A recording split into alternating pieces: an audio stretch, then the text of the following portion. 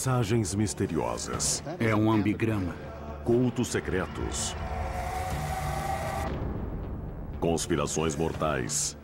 São os Illuminati. Assassinatos brutais. E uma batalha épica entre a fé e a razão. Nossa igreja está em guerra. Como o Código da Vinci, o best-seller anterior de Dan Brown, Anjos e Demônios despertou controvérsia e indignação. As conspirações que Dan imagina, a intensa curiosidade que desperta, são mesmo incríveis. Eles se infiltraram em todas as organizações poderosas do mundo.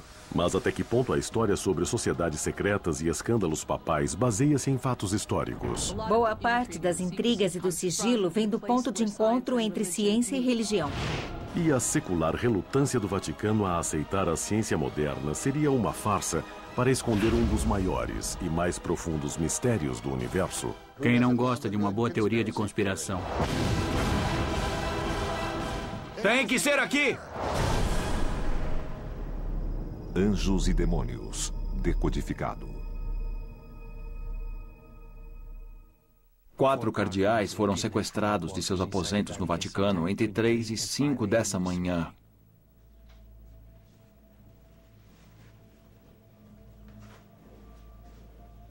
Os criminosos mandaram esses ambigramas em sinal de zombaria e provocação. Mas o cardeal acha que se você usá-los para descobrir a identidade deles, podemos deter essa abominação. Por que eu? Por causa de sua experiência, sua erudição, seu recente envolvimento com casos, digamos, misteriosos. Robert Langdon, acadêmico, aventureiro. Concebido pelo escritor de best-sellers Dan Brown, Langdon é um dos heróis mais inteligentes e cativantes da literatura e cinema modernos. Ele é o único simbologista do mundo. A estrela em sua pele é um ícone religioso pagão. Precisa entender de história, arquitetura, arte, matemática, religiões. Então está sempre estabelecendo ligações. É um mestre no enigma. É o primeiro monograma. O caminho está vivo. Com a publicação de O Código da Vinci em 2003, o personagem Robert Langdon conquistou um lugar na cultura popular como um dos maiores investigadores fictícios desde Sherlock Holmes. Entramos num universo onde pensam que isso é real.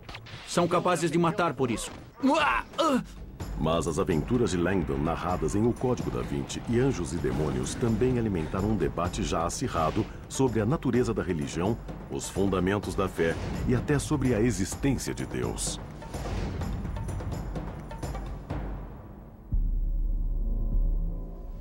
O que Dan Brown faz é combinar história com teorias de conspiração sobre as quais ele leu. Ele raramente as inventa, ele extrapola a partir delas.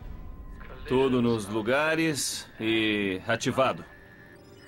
Depois ele usa a imaginação e cria esses suspenses incrivelmente originais. A história de Anjos e Demônios envolve o roubo de um dos dispositivos explosivos mais letais jamais criados, capaz de liberar a energia de uma bomba atômica de 5 quilotons. A bomba aniquilará não só um conclave de cardeais que elegerá o próximo Papa, mas a cidade do Vaticano. A Igreja Católica pode ser destruída. Como Dan Brown sugeriu em Anjos e Demônios, há forças do mal tentando destruir a Igreja Católica. E ficamos pensando, quem são essas forças do mal exatamente? Eu aprecio o fato de que Dan Brown é muito habilidoso em entreter fatos que sabemos ser verdadeiros e com fins dramáticos. Sim, mas eu fico numa situação em que as pessoas me perguntam, nossa, tudo isso é verdade? A igreja certamente diria sim. Forças do mal estão sempre tentando atacar a cristandade. Satã está sempre tentando se opor a Cristo. Em Anjos e Demônios, a chave para desvendar as motivações por trás do Vaticano está nas mãos de um misterioso assassino que, depois de instalar o explosivo, rapta 4 importantes cardeais e os prepara para um sacrifício ritual. Segundo o romance, o assassino é descendente direto de um grupo persa do século XI chamado Hashashin. Esses matadores de aluguel prosperaram durante as cruzadas cristãs e deram origem ao termo moderno assassino. Segundo a lenda, os membros do grupo cumpriam suas incumbências sob o efeito do haxixe, daí seu nome, Hashashin. Os assassinos, ou Hashashin, eram mercenários. As pessoas os contratavam e eram matadores muito eficazes. Eles faziam o serviço sujo. Os assassinos eram uma seita militarista cuja tarefa era matar outras variedades de muçulmanos que eles viam como hereges. Muitas vezes um assassino era mandado para a corte de um governante muçulmano. Ficava lá como um tipo de espião durante muitos anos, alçando-se até posições de maior autoridade. Até que um dia recebia uma mensagem dizendo para matar o governante, e ele fazia exatamente isso. Matavam com uma espada, geralmente em público, muitas vezes numa mesquita. A ideia era que fosse um espetáculo público para incutir medo, semear terror nos corações e nas mentes dos adversários dos assassinos. Em Anjos e Demônios, o funesto trabalho dos assassinos não é feito numa mesquita, mas em igrejas por toda Roma. Mas o próprio Vaticano é alvo de uma exclusiva bomba-relógio roubada de um laboratório secreto chamado CERN. O tubo contém uma substância explosiva chamada antimatéria. A antimatéria está suspensa aí. As partículas estão separadas de cada lado. Mas se saírem da suspensão e entrarem em contato com a matéria no fundo do tubo, as forças opostas se aniquilariam violentamente. E como é que podem sair da suspensão? A bateria acaba. E vai acabar antes de sairmos. Essa substância será consumida pela luz.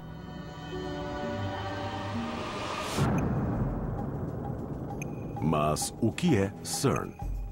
Fundado em 1954 por uma coalizão de 12 países da Europa Ocidental, o CERN realmente existe e é um laboratório de física e centro de pesquisa localizado em Genebra, Suíça. No início, a organização se dedicou à pesquisa atômica, mas tornou-se mais famosa no começo dos anos 90, quando os cientistas Tim Berners-Lee e Robert Cailliot inventaram simplesmente a World Wide Web. Mais recentemente, o CERN causou alvoroço na comunidade científica ao tentar armazenar e estudar um dos elementos mais elusivos e voláteis do universo, a antimatéria. Nós somos feitos de matéria. A matéria é feita de pequenas partículas, com nomes esquisitos como elétron, próton. A antimatéria é como um reflexo de espelho da matéria. O próton tem carga positiva, o antipróton tem carga negativa. A antimatéria é, na verdade, muito familiar. Parece algo saído da ficção científica, mas, de fato, é uma coisa muito usada em hospitais para diagnósticos de câncer e coisas assim. Aqui temos uma quantidade moderada de pósitrons, que interagem com elétrons, seus elementos opostos no corpo. E isso produz raios de luz de alta energia, que podemos transformar em imagem usando detectores. O jato de luz produzido quando a carga positiva encontra a negativa implica que a matéria e a antimatéria destruíram-se totalmente durante o contato. A ciência chama esse processo de aniquilação. Você também pode usar a palavra destruição, mas aniquilação tem o sentido de que não resta nenhum material depois, foi todo radiado. Como a antimatéria não existe naturalmente em nosso mundo, o único modo de estudá-la é criando-a. No CERN, há uma máquina chamada Alpha, que produz uma forma específica de antimatéria, anti-hidrogênio. Este aparelho tem duas facetas. Esta parte do aparelho está relacionada aos antiprótons. No lado esquerdo dessa máquina está a fonte de pósitrons. Nós os colocamos juntos nesse aparelho. Os antiprótons e os pósitrons se misturam e o resultado é anti-hidrogênio. Nós armazenamos antimatéria tal como é descrito no livro. Usamos campos elétricos e campos magnéticos para manter as antipartículas carregadas longe da matéria. Ficam suspensas para não aniquilarem e desaparecerem. Em Anjos e Demônios, o assassino rouba um tubo contendo antimatéria. Mas uma porção tão pequena de antimatéria poderia mesmo destruir algo tão vasto como o Vaticano? As explosões de antimatéria são interessantes, porque os produtos são muito diferentes de uma explosão normal. Na explosão normal, o que acontece é que a matéria que está comprimida nos objetos, por exemplo, na dinamite, literalmente voa para todo lado. Esquenta o ar, que se afasta numa velocidade muito alta. Isso provoca uma onda de choque que atinge prédios. Numa colisão de matéria com antimatéria, a primeira coisa que acontece é que a matéria e a antimatéria se aniquilam completamente. Isso significa que se transformam em energia. Apenas raios-x são produzidos. Por que isso é perigoso? Os raios-x podem esquentar o ar e ocorrem os mesmos efeitos de uma explosão química. O ar fica muito quente e se expande rapidamente. Acontece uma onda de choque e talvez derrube prédios.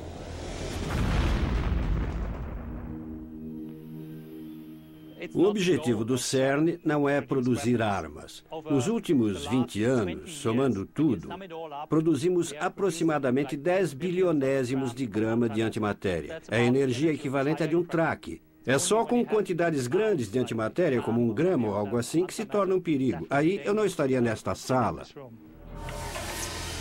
Em Anjos e Demônios de Dan Brown, a tecnologia é usada contra a igreja num confronto mortal, envolvendo misteriosas pistas, cultos secretos e uma desesperada corrida contra o tempo. Hey! Mas como é a luta real entre a ciência e a fé? E pode realmente levar a conspirações, violência e assassinato? Precisa evacuar o Vaticano. É exatamente o que eles querem. Publicidade e pânico. Não daremos oxigênio ao fogo da mídia. Mas e as pessoas na Praça de São Pedro? Importam-se muito com a igreja, tal como nós. A fé os sustentará. Mas a fé não os protegerá de uma explosão. Estamos todos destinados a morrer, não estamos?